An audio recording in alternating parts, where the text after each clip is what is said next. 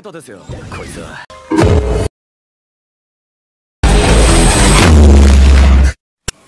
Sumanto, lahir 3 Maret 1972, adalah seseorang yang dikenal karena kasus kanibalisme.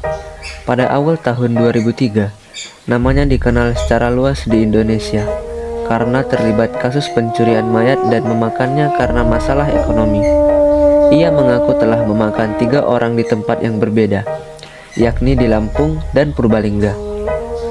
Ia merupakan anak sulung dari 5 bersaudara, masing-masing bernama Mulyati, Karyono, Mariati, dan Mulyanto. Masa kecilnya termasuk berkecukupan karena warisan yang diperoleh ayahnya dari kakek dan neneknya. Sumanto menempuh pendidikan dasar di SD Negeri Pelumutan 1 dan ia dipanggil dengan nama Suman oleh teman-temannya. Sifatnya sebagai anak Badung mulai terlihat pada periode ini, meski ia masih tetap mampu lulus sekolah dasar. Niatnya untuk masuk ke SMP Negeri 1 Kemangkon terhalang karena nilai Eptanas murni yang diraihnya tidak mencukupi.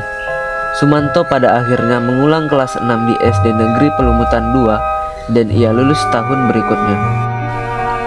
Ia kemudian diterima di SMP pilihannya. Sekolah barunya berjarak 3 km dari rumah, memaksa Sumanto untuk berjalan kaki pulang pergi setiap hari. Aktivitasnya sepulang sekolah adalah mengembala kambing dan mencari rumput. Dan pada sore harinya, ia belajar ilmu agama di masjid sekitar rumahnya. Malam hari dihabiskannya dengan menyaksikan layar tancap atau pementasan wayang. Periode ini ditandai dengan kesulitan ekonomi yang melanda keluarganya. Masalah ini mau tidak mau mengakibatkan perabotan rumah tangga mereka satu persatu dijual demi memenuhi kebutuhan hidup. Saat duduk di bangku kelas 3 SMP, Sumanto putus sekolah karena beberapa alasan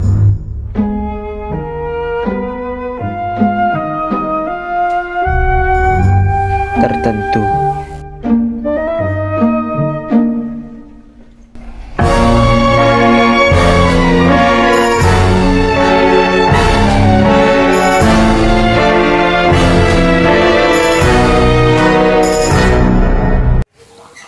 Sumanto memiliki 2 orang mantan istri.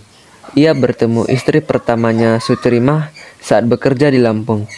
Pernikahan ini tergolong singkat karena faktor kekerasan dalam rumah tangga. Setahun setelah bercerai dengan Sutrimah, ia menjalin hubungan dengan seorang janda bernama Tugiam, warga Lampung yang juga bekerja di perusahaan tebu tempat kerja Sumanto. Mereka menikah pada tahun 1993 dan dikaruniai seorang putri bernama Titis Wahyu Widianti. Setelah menikah lagi, ia menjadi jarang pulang ke rumah dan hanya sesekali kembali. Kekerasan dalam rumah tangga seringkali terjadi, dan pernikahan ini berakhir dengan perceraian.